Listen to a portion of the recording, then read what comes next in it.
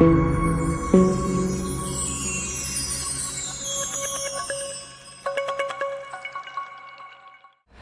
Big Jai Hind to all of you guys. आप सभी लोग जो मुझे इस समय अपने मोबाइल स्क्रीन पर देख रहे हैं, सभी का मैं doctor Imran Ahmad Khan, director M academy, आपका जीएस का टीचर और इस समय बायोलॉजी का टीचर होने के नाते तहे दिल से स्वागत करता हूं। और आज के टॉपिक को शुरू करने के पहले मैं आपको यह कहना चाहूंगा कि अगर सुखद परिस्थितियां और पॉजिटिविटी का कहीं पर जाके एंड होता है और नेगेटिविटी की शुरुआत हो सकती है और कठिन परिस्थितियों की शुरुआत हो सकती है, तो यह निश्चित है कि इन नेगेटिविटीज का और इन कठिन परिस्थितियों का भी अंत होगा, बशर्ते अगर आप उस समय का सही लाभ उठाना चाहते हैं तो आपको भले परिस्थितियां नेगेटिव हों, अपनी मेंटल पॉजिटिविटी को बनाए रखना होगा। और ऐसा करने के लिए सबसे जरूरी है कि आप दिमागी रूप से सबसे ज्यादा स्वस्थ रहें। अब इस बात पे मैंने जोर क्यों दिया? क्योंकि आज का जो हमारा टॉपिक है उसमें आपको दिमाग लगाना पड़ेगा, क्योंकि हम दिमाग के बारे में पढ़ने वाले हैं। ठीक है, आप में से शायद बहुत सारे ऐसे भी हों, ऐसी चीज के पढ़ने वाले हैं या ऐसी चीज को हम पढ़ने वाले हैं जो हमारे पास है ही नहीं। उम्मीद करता हूं कि है, बस आप सही तरीके से उपयोग नहीं कर रहे हैं उसका। और मुझे भरोसा है कि आपकी बुद्धि में कोई कमी नहीं है, बस आपकी प्लानिंग में और इंटेंशन में थोड़ी सी कमी है, उसे धीरे धीरे करके सुधार लीजिए। ठीक है, चलिए, तो जैसा कि मैंने आपको बताया, आज का जो हमारा टॉपिक है वो है ह्यूमन ब्रेन। जान, ह्यूमन ब्रेन के बारे में पढ़ने से पहले मैं आपको एक सिंपल सी स्केलिंग बताता हूं। और वो सिंपल स्केलिंग ये है कि हमें ह्यूमन ब्रेन के स्ट्रक्चर को देखना है, उसके पार्ट्स को पढ़ना है, पार्ट्स की लोकेशन को पढ़ना है और हर पार्ट के जो काम होते हैं उसे पढ़ लेना है। यानी सीधे शब्दों में मैं कहूं तो हम ब्रेन के स्ट्रक्चर को समझेंगे, उसके बाद नर्वस सिस्टम के क्लासिफिकेशन को पढ़ेंगे, क्योंकि nervous system is totally depend over the brain. Okay, तो इस चीज को हम शुरू करें। शुरू करने के पहले मैं आपको बता दूं कि आपको ना तो मैं डॉक्टर बनाने ले जा रहा हूं, ना ही कोई कठिन चीज पढ़ाने वाला हूं। 1000% एग्जैक्टली जो चीज मैं आपको पढ़ाऊंगा वो आप पहले से जानते हैं, बस आपको उसके नाम के साथ कनेक्ट करना है। मुझे यकीन मानिए। नोट्स, कॉपी, पेन अभी साइड में छोड़िए, जहां जरूरत होगी मैं आपको बताऊंगा कि वीडियो पॉज करें और आप उस स्ट्रक्चर को बना लें, या उसे फिर मैं आपको बताऊंगा कि आपको कब लिखना है। चलिए, तो हम शुरू करते हैं अपना आज का वीडियो। और उस वीडियो का जो हमारा मेन टॉपिक है, मैं फिर से रिपीट कर रहा हूं, connect your mental status with our today's topic, and that is what? Human brain. Guys, इस समय जो आप अपने सामने स्क्रीन पर देख रहे हैं, ये ब्रेन का वो स्ट्रक्चर है जो शायद आप बचपन से देखते आए हैं, लेकिन इस स्ट्रक्चर से हमारी पढ़ाई नहीं होने वाली। दूसरी चीज, यदि अब मैं इस स्ट्रक्चर की बजाय ऐसा मेडिकल का कोई स्ट्रक्चर ले आऊंगा तो भी हमारी पढ़ाई नहीं होने वाली, क्योंकि ना तो पिछले स्ट्रक्चर के जैसा कम हमको जरूरत है, ना ही इतने ज्यादा की जरूरत है। तो फिर सर हम क्या करें? तो जब आपका क्वेश्चन मुझसे है तो मैं आपको बताऊंगा कि आपको क्या करना है। चलिए, हम हमेशा की तरह आज पीएनजी इमेज को यूज ना करके हैंडमेडेड स्ट्रक्चर के माध्यम से अपनी पढ़ाई करेंगे और ब्रेन को पढ़ने के लिए अपने ब्रेन का स्मार्ट यूज करेंगे, बिल्कुल बिना परेशान हुए। चलिए हम स्टार्ट करते हैं। चलिए, उस स्ट्रक्चर को समझने की शुरुआत हम करते हैं उस स्ट्रक्चर के क्लासिफिकेशन डायग्रामेटिक डिस्क्रिप्शन से। ठीक है, तो ये है वो क्लासिफिकेशन। इंग्लिश में इतना सब कुछ लिखा हुआ है, हिंदी मीडियम वाले एकदम से मिर्गी ना आ जाए किसी को, आराम से सुनिएगा, सब समझ में आएगा। अभी यहीं पर अगर डाइएन्सेफेलॉन को अगर हिंदी में मैंने लिख दिया होता तो आपको वो थोड़ा ठीक लगने लगता। तो याद रखिए, जहां चाह वहां रहा, मन चंगा तो कठौती में गंगा। ठीक है, जैसा आप सोचोगे वैसा आप बनोगे। मैं आपसे फिलहाल ये कह रहा हूं कि आप बस इतना सोचिए कि ये सब कुछ आसान है। आप बस सोचिए, मैं उसे करके दिखाता हूं। ठीक है, चलिए हम शुरू करते हैं। सबसे पहले हमने ब्रेन के क्लासिफिकेशन। ब्रेन कहां लिखा है? अच्छा, आप ये पूछ रहे कि ये तो सर ब्रेन नहीं, ये तो डिब्बा है, यही ना? हाँ, मैं समझ रहा हूं। एक्चुअली क्या था ना, आप लोगों को समझाना था, तो मैंने सोचा ब्रेन बनाने की बजाय या ब्रेन लिखने की बजाय मैं वहां वो बनाता हूं जो एक्चुअली आप जानते हो कि आपके पास है। भाई जहां तक मैं जानता हूं आपको, तो आप लोगों के पास ब्रेन नहीं है, ब्रेन की जगह खाली डिब्बा ही है, ये देख लीजिए। क्योंकि जब मैं ये पढ़ाऊंगा तो आपकी स्थिति ऐसी होगी, ये खाली डिब्बा खुल जाएगा और उसमें मुझे इसको भरना है, राइट। चलिए खैर, इस कार्टून को अलग करता हूं क्योंकि उस कार्टून को समझ में नहीं आ रहा होगा कि हमको पढ़ना है या हमको अपना मजाक उड़वाना है। तो शॉर्ट में मैं कहना चाहूंगा, आज आपको पढ़ना है, आज आपको मेरी बातों को बिल्कुल दिल और दिमाग से लेना है ताकि आगे जिंदगी आपका मजाक ना बनाए, ठीक है। सो दिस इज ब्रेन, आपको मान के चलना है ब्रेन है, इस खाली डिब्बे को हम भर देंगे। अभी ब्रेन में आपको दो चीजें समझनी है, पहला ये है एनएस, सीएनएस, पीएनएस, एएनएस। अब ये क्या है सर? सिंपल, एनएस मतलब नर्वस सिस्टम, तंत्रिका तंत्र, ठीक है। सो ब्रेन के साथ, ब्रेन से ही मेन होता है नर्वस सिस्टम, ठीक है। दूसरा इधर चलते हैं, तो ब्रेन के ये जो है ये पार्ट्स हैं, मतलब खालिस जो ब्रेन बनाया था ना अपन ने, जो देखा था इसके पहले, उसके ये पार्ट्स हैं जिन पार्ट्स को हमको क्या करना है? पढ़ना है, ठीक है। एक एक करके हम उसको समझते हैं।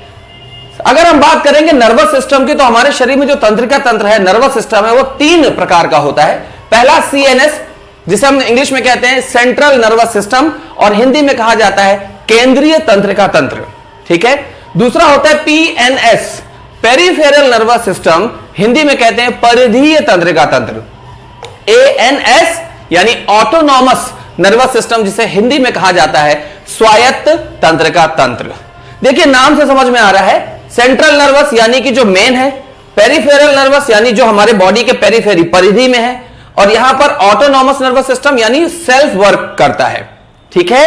अब इसमें भी कुछ अंदर चीजें देख ले। जब हम सेंट्रल नर्वस सिस्टम की बात कर रहे हैं तो बेसिकली हम ब्रेन की बात कर रहे हैं। किसकी बात कर रहे हैं? ब्रेन की। जब हम पीएनएस, पेरिफेरल नर्वस सिस्टम की बात करेंगे तो 2 प्रकार के नर्व्स आएंगी, स्पाइनल नर्व्स और cranial nerve. Spinal nerve brain से निकलती है और क्रेनियल नर्व हमारी स्पाइन में यानी रीढ़ की हड्डी में होती है, वो आप पहले ही पढ़ चुके हैं, ठीक है। अब देखिए कोई भी नई चीज नहीं है, आपको बेसिक क्लियर किया तो सब चीजें समझ में आएंगी।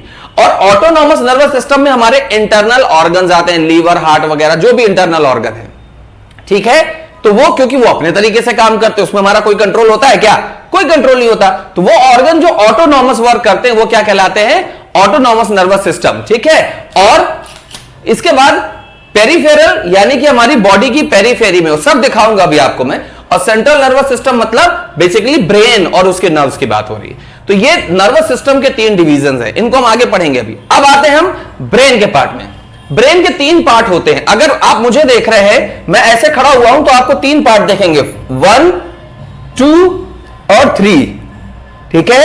1 सामने वाला, मिडिल वाला 2 और पीछे वाला 3, ये 3 पार्ट आपको दिख रहे हैं। तो आगे वाला एंटीरियर यानी अग्रभाग, जिसे प्रो एनसेफेलॉन, ये एनसेफेलॉन वर्ड कई बार आएगा, ठीक है। प्रो आगे है ना, प्रो एनसेफेलॉन। बीच वाले को मिडिल यानी मध्य भाग, यानी इसे मेजी, मेजियनसेफेलॉन, मेसेनसेफेलॉन, मेसएनसेफेलॉन, एनसेफेलॉन सब में जुड़ेगा, मेसेनसेफेलॉन।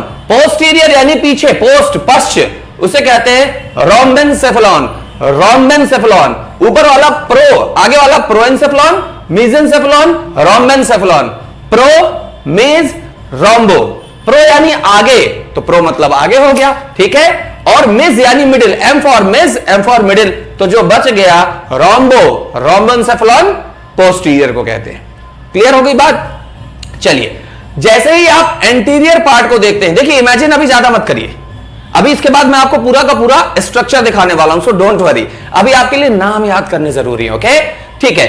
आगे वाले भाग को, खोपड़ी का मतलब सॉरी मस्तिष्क के आगे वाले भाग को 2 पार्ट में डिवाइड किया है, सेरेब्रम और डाइएन्सेफेलॉन। देखो फिर आ गया सेरेब्रम और डाइएन्सेफेलॉन, सेरेब्रम और डाइएन्सेफेलॉन। ये मैं बार बार क्यों बोल रहा हूं? क्योंकि सेरेब्रम से मिलता जुलता नाम है सेरिबेलम। वो सेरेब्रम, ये सेरिबेलम, तो वहां ब्रम है, यहां बेलम है। दोनों का बहुत ज्यादा इंपॉर्टेंस है, दोनों वर्ड का, आगे अभी देखेंगे। तो एंटीरियर पार्ट जो है वो 2 पार्ट में डिवाइड है, सेरिब्रम और डाइएन्सेफेलॉन। उसी में देखो डाई लगा है, डाइएन्सेफेलॉन, तो डाई का मतलब ही हो जाता है 2, वो भी 2 पार्ट में डिवाइड होगा, थैलेमस और हाइपोथैलेमस, थैलेमस और हाइपोथैलेमस। मैं यहां बताना चाहूंगा आपको कि जब भी हाइपो वर्ड लगे समझ जाना नीचे या कम, हाइपर यानी ऊपर या ज्यादा। अरे तुम्हारा नेचर तो बहुत हाइपर है, मतलब ज्यादा है, ऊंचा है, या तुम्हारा नेचर एकदम हाइपो है। हाइपो मतलब नीचे। जब हमारे शरीर में ग्लूकोज की मात्रा बढ़ जाती है तो हम कहते हैं उसको, ग्लूकोज मतलब ग्लाइस, ग्लाइस, और चूंकि वो किसमें है, ब्लड में है, तो एमिया। ग्लूकोज ग्लाइस ब्लड में है, एमिया। और ज्यादा है हाइपर, तो हाइपर ग्लाइसेमिया, यानी कि ब्लड में ग्लूकोज की मात्रा बढ़ गई। देखिए बायो कितनी आसान है। अब इसी में ब्लड में ग्लूकोज की मात्रा को कम करना होगा तो क्या बोलेंगे, हाँ हाइपो लगा देंगे, हाइपोग्लाइसीमिया। तो यहां हाइपो का मतलब क्या हो गया, कम या नीचे। ठीक है, तो थैलेमस ऊपर होगा और उसके नीचे वाला हिस्सा हाइपोथैलेमस कहलाएगा। दोनों को मिलाकर डाइएन्सेफेलॉन बोलते हैं, और सामने की तरफ होता है सेरेब्रम। ये बात हो गई एंटीरियर लोब की। अब मिडिल में आते हैं। मिडिल में होता है कॉर्पोरा और पेंडिकल। लंबे लंबे नाम मैंने शॉर्ट में लिखा है कार्पोरा और पेंडिकल, यही आपके काम भी आएंगे। कार्पोरा और पेंडिकल बीच में है। फिर पोस्टीरियर भाग भी दो पार्ट में डिवाइड है, सेरिबेलम और मेडुला। ओबीएल का मतलब है ऑब्लोंगाटा, मेडुला ऑब्लोंगाटा। मेडुला देखिए आपने किडनी में भी पढ़ा था, किडनी में भी मेडुला पढ़ा था, लेकिन उसमें केवल मेडुला था। इसके मेडुला को बोलते हैं मेडुला ऑब्लोंगाटा। ठीक है, छोटा मगज है। याद आया, क्रांतिवीर मूवी में नाना पाटेकर साहब क्या बोले थे, यहां नहीं मारना, यहां छोटा मगज होता है। वो छोटा मगज यहां मारने को बोला था, मिर्ची सेठ, यहां मिर्ची सेठ वॉट एवर द सेठ ही वाज, तो पीछे नहीं मारना क्योंकि यहां छोटा मगज, मगज मतलब होता बुद्धि। तो ये वही है मेडुला ऑब्लोंगाटा जिसको छोटा मगज बोला गया। ठीक है, सो आपको क्लियर हुआ कि ब्रेन में एंटीरियर, मिडिल और पोस्टीरियर लोब होते हैं, जिन्हें क्रमशः प्रोएंसेफेलॉन, मेसेंसेफेलॉन और रोम्बेंसेफेलॉन बोला जाता है।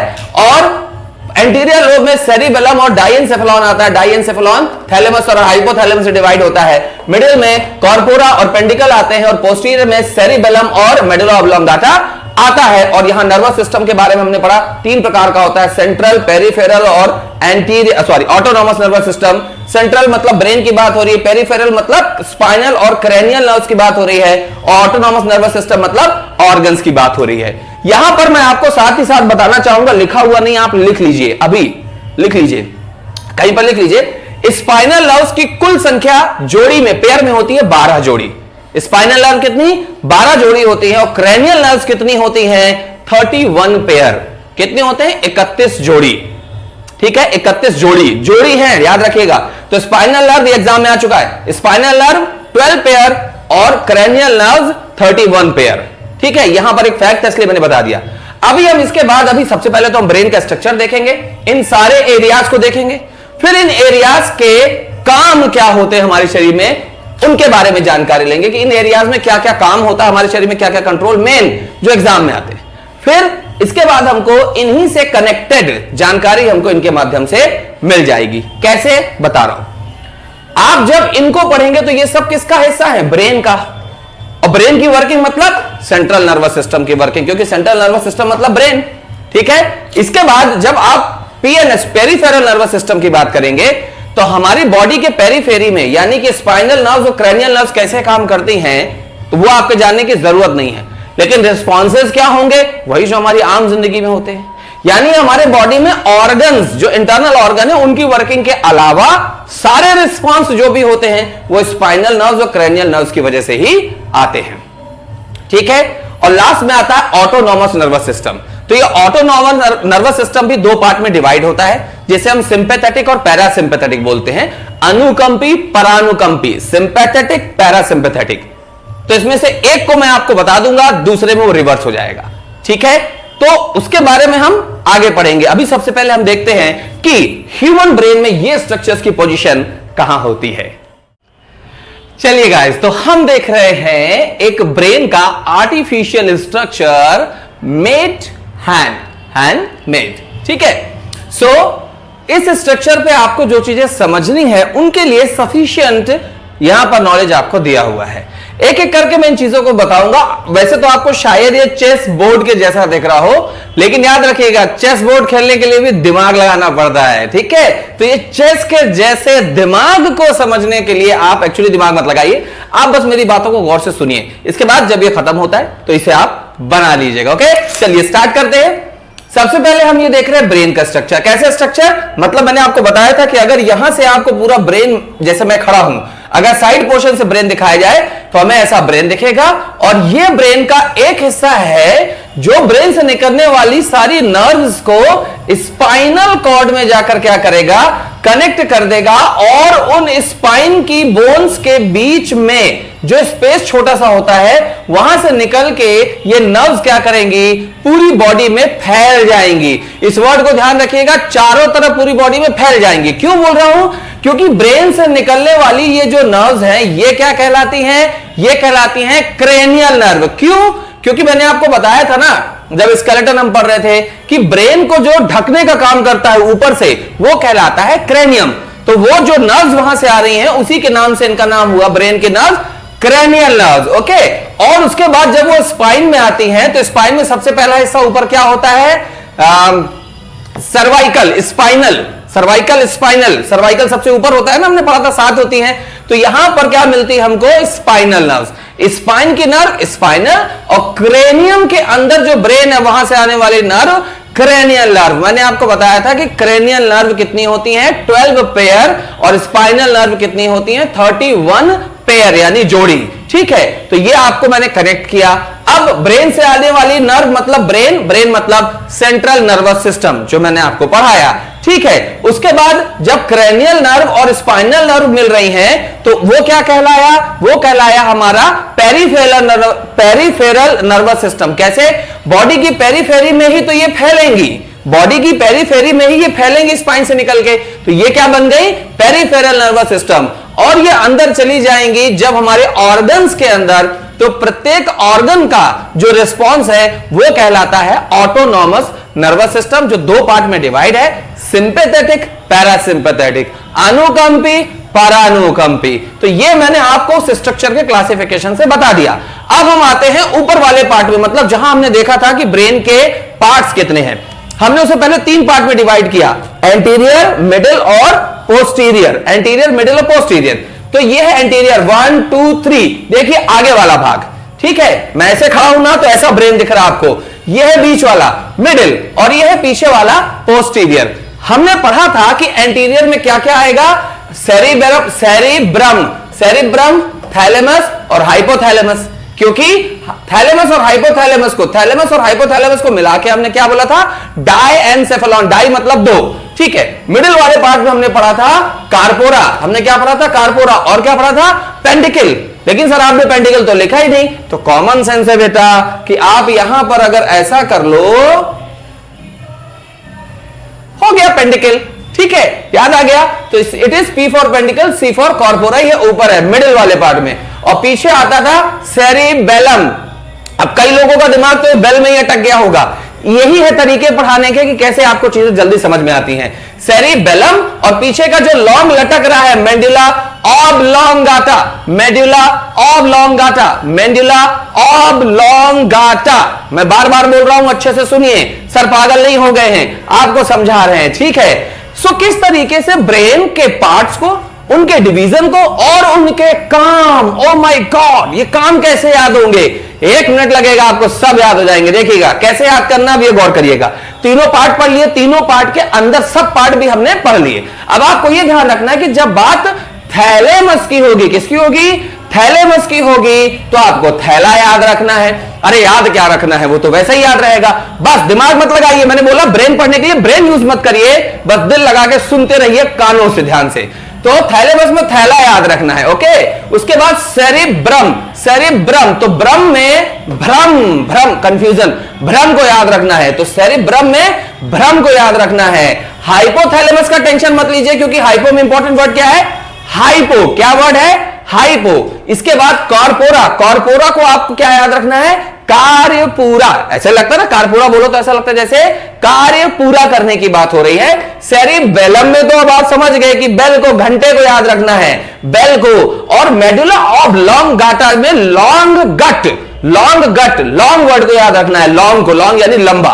अब इससे होगा क्या, देखो कितनी आसानी से काम होता है। ठीक है, यहां से शुरू करते हैं। पेंडिकल में आपको कुछ याद रखना ही नहीं, क्यों, क्योंकि पेंडिकल क्या कर रहा है, पूरे ब्रेन से निकलने वाली सारी नर्व इधर से जाएंगी, इधर से आएगी, इधर से आएगी, इधर से आएगी, इधर से आएगी, इधर से आएगी, सबको किसके साथ जोड़ रहा है, स्पाइनल कॉर्ड, जिसे हिंदी में मेरुरज्जु या मेरुदंड बोलते हैं। मेरुरज्जु ये वाला हिस्सा होता है और मेरुदंड बाकी का, दंड मतलब पूरा एक पिलर। ठीक है, तो पेंडिकल का तो काम यही है, उसे क्या करना, कनेक्ट करना। तो बाकी के काम याद करते हैं, शुरू करते हैं कार्पोरा से। मैंने आपसे कहा कि कार्पोरा का मतलब है कार्य पूरा। तो हमेशा आदमी बोलता ना कि कोई भी कार्य पूरा करो लेकिन देख सुनकर पूरा करो। क्या बोला, देख सुनकर पूरा करो। कोई भी कार्य पूरा करो देख सुनकर पूरा करो। तो सीधी सी बात है कि देखने और सुनने वाले सेंसेशन या रिस्पॉन्सेस जो भी होते होंगे किससे होते होंगे, कॉर्पोरा से। कितना इजी है, किताबों में देख लीजिए इतना ही लिखा हुआ है, यही एग्जाम में आता है और आपसे नहीं बनता है। ठीक है, इसके बाद आते हैं सेरिबेलम। बेल, बेल समझना, बेल, बेल को कहां से बजाते हैं, पीछे से। कोई भी आया पीछे से बेल मार दिया, आप भी खड़े रहते हैं, कोई आता है पीछे से पट से मार देता है, क्या क्या घंटी बजा रहा है। बेल मारने से क्या होता है, जैसे कोई मारता है आपका बैलेंस खराब हो जाता है। बेल बैलेंस, और ये भी क्या होती है, बैलेंस ही करती है। कहने का मतलब मनुष्य के शरीर में जो बैलेंस ऑफ द बॉडी होता है, जिसमें गड़बड़ होने से चक्कर आने लगते हैं, वो सेरिबेलम होता है। मतलब इसकी कनेक्टिविटी हमारे कान से भी होगी। बात समझ में आ गया। तो सेरिबेलम का काम है बेल, बैलेंस, बैलेंस। ठीक है, कार्पोरा कार्य पूरा देख सुनकर। ठीक है, अब आते हैं लॉन्ग में। हमारे शरीर में क्या लॉन्ग चलता है, जैसे हार्ट बीट लॉन्ग चलती है, रेस्पिरेशन सांस लेना लॉन्ग चलता है। ठीक है, हमारा खाना हजम होना जिसे हम मेटाबॉलिज्म कहते हैं, डाइजेशन का मेटाबॉलिज्म जिससे ऊर्जा बनती है, वो भी लॉन्ग समय तक चलती है। तो ये जितने काम है लॉन्ग समय तक चलने वाले, मतलब हार्ट रेट कंट्रोल करना, अच्छे से सुनिएगा, हार्ट रेट से कंट्रोल करना, हार्ट बीट को कंट्रोल करना, रेस्पिरेशन कंट्रोल, मेटाबॉलिज्म कंट्रोल, ये सब कुछ लॉन्ग कंट्रोल कहां से चलते हैं, लॉन्गाटा से। मेडुला मेन लॉन्ग वर्क क्या है, मेडुला ऑब्लोंगाटा से। गौर से सुनते चलिए, कितना आसान है सब। चलिए इधर आते हैं थैलेमस। थैला, मास्टर साहब थैला डाले, चल दिए। तो वो थैले में क्या डाले, अगर कोई एकदम गर्म चीज होगी तो अरे थैले में डालो, हाथ में नहीं लेना, अरे बहुत ठंडा है थैले में डालो, हाथ में नहीं लेना। यानी गर्म और ठंडे का एहसास थैलेमस से होता है। गर्म और ठंडे का एहसास थैलेमस से। ज्यादा गर्म होगा हाथ जल जाएंगे, दर्द करेगा, ज्यादा गर्म होगा हाथ जल जाएंगे, दर्द करेगा। बहुत ठंडा भी क्या होता है, हाथ में रख दो वर्ग सुन्न हो जाता है, दर्द करने लगता है। तो इसका मतलब गर्म, ठंडा और दर्द, पेन, ये सब कहां से होता है, थैलेमस से सेंसेशन आती है। देखिए कितना बढ़िया चल रहा है अपना काम। इसके बाद सेरिब्रम। ब्रम मतलब ये काम करते हैं, सेरिब्रम नहीं, पहले हाइपोथैलेमस को याद कर लेते हैं। हाइपोथैलेमस में हाइपो वर्ड, मैंने आपको बताया दो वर्ड होते हैं, हाइपर और हाइपो। तो हाइपर मतलब ऊंचा या ऊपर, हाइपो मतलब नीचे या निचला, कम। ठीक है, तो इंसान हाइपो कंडीशन में आ जाता है। किस कंडीशन में, हाइपो कंडीशन में आ जाता है। कब, जब वो कैसी स्थिति में हो, जब या तो किसी से बहुत ज्यादा प्यार करता हो और वो उसे धोखा दे दे तो वो घृणा करने लगेगा। तो घृणा करे तो भी नीचे, प्यार करे तो भी नीचे। ठीक है, और प्यार का उल्टा घृणा। ठीक है, अब घृणा और प्यार के बीच में फंसने वाला आदमी सुख कभी नहीं पाएगा, दुख ही दुख पाएगा। तो सुख, दुख, प्यार, घृणा सब हाइपो कंडीशन में ले जाते हैं आपको। इसलिए कहते हैं एकांत पे बैठो, अपने काम पर नजर और एकांत लगाओ। ठीक है, सो हाइपो, सुख, दुख, प्यार, घृणा जैसी सारी इमेजिनेशंस या सारी फीलिंग्स जो होती हैं वो हाइपोथैलेमस की वजह से होती हैं। ओके, चलिए लास्ट में आता है सेरिब्रम। ब्रम मतलब भ्रम। इंसान को अपनी जिंदगी में जितनी चीजों का भ्रम है ना, वो सब आपको सेरिब्रम से। और एक और बात, इंसान को अपनी जिंदगी में बहुत बड़े बड़े भ्रम है, जैसे कि हम तो एकदम हीरो दिखते हैं, मैं तो एकदम हीरोइन दिखती हूं, मैं तो फलाना हूं, मैं तो ढिमाका हूं, मुझसे ये बनता, मैं ये कर दूंगा, मैं वो कर दूंगा। कितने बड़े बड़े भ्रम। मैं आईएएस बनूंगी, मैं आईपीएस बनूंगा। सर कलेक्टर का एग्जाम तो छोड़ो, हमारा कांस्टेबल का भी नहीं निकल रहा है। हो गया ना भ्रम। तो ये बड़े बड़े भ्रम हैं। ठीक है, बड़े बड़े भ्रम है। इसका मतलब ब्रेन के जितने भी पार्ट है उसमें सबसे बड़ा, और बड़ा है तो विकसित भी होगा, डेवलप भी होगा, सबसे बड़ा पार्ट कौन सा होता है, वही जहां बड़े बड़े भ्रम होते हैं। और वो भ्रम क्या है, जैसे कि ज्ञान वाणी, नॉलेजेबल स्पीच, मतलब मैं जो बोलता हूं वो महान ज्ञान है, यानी नॉलेजेबल स्पीच। ठीक है, मैं जो चिंतन कर रहा हूं वो सबसे महान चिंतन है, तो चिंता। ठीक है, अच्छे से सुनते चलिएगा। ठीक है, मेरे अंदर बहुत धैर्य है, ऐसा बोलते हैं लोग, और 3 बार उनसे पूछ लो क्या बोला आपने, तो चिल्ला देंगे, तो सुनाएंगे एक बार में, और कह रहे थे कि धैर्य है। तो धैर्य, धीरज, चिंतन, मनन, विवेक, बुद्धि, नॉलेजेबल स्पीच, ऐसी सारी डेवलप चीजें जो होती हैं वो ब्रेन के सबसे डेवलप पार्ट सेरेब्रम से आती हैं। ठीक है, मैंने याद करने के लिए आपको कनेक्ट किया है, जरूरी नहीं कि सब लोग ऐसे हों। क्यों? क्योंकि ऐसे बहुत सारे समझदार लोग भी होते हैं जो इस तरह की बातें करते हैं। लेकिन एक बात समझ में आ जाती है, समझदारी के लिए अनुभव नितांत आवश्यक है, जो उम्र के साथ ही आएगा, परिस्थितियों से भिड़ने पर ही आएगा, भागने से नहीं आएगा। ठीक है, तो याद रखिएगा, सेरेब्रम जहां भ्रम है, थैलेमस, थैले में क्या लेके जाओगे, हाइपोथैलेमस वो चीजें जो आपको हाइपो कंडीशन में डाल देती, नीचे, हाइपर नहीं हाइपो। ठीक है, सेरिबेलम, बेल का बैलेंस हो गया, मेडुला ऑब्लॉन्ग, लॉन्ग मतलब आगे चलना है, लंबा, कार्पोरा मतलब कार्य पूरा। अब आप देखकर समझ सकते हैं कि एक एक करके हमने किस तरीके से सारे के सारे क्वेश्चन आंसर्स को चुटकियों में याद कर लिया है। So guys, this was all about the human brain and their functions. ठीक है, ऑटोनोमस नर्वस सिस्टम मैंने आपको बताया नहीं है। मैं ये चाहता हूं कि आप उस ऑटोनोमस नर्वस सिस्टम को अपनी बुक ओपन करके पढ़िए। हिंट मैं दे रहा हूं, मेरे तरीके से पढ़िएगा, 1 मिनट में सब याद हो जाएगा।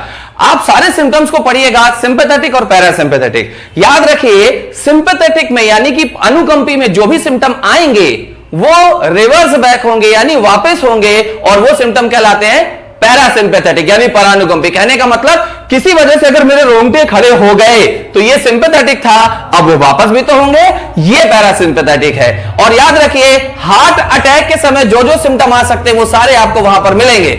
आज के वीडियो में इतना ही, नेक्स्ट वीडियो में हम जल्दी मिलते हैं। Take care of yourself, take care of your lovely family and take care of your important precious career. Thank you so much.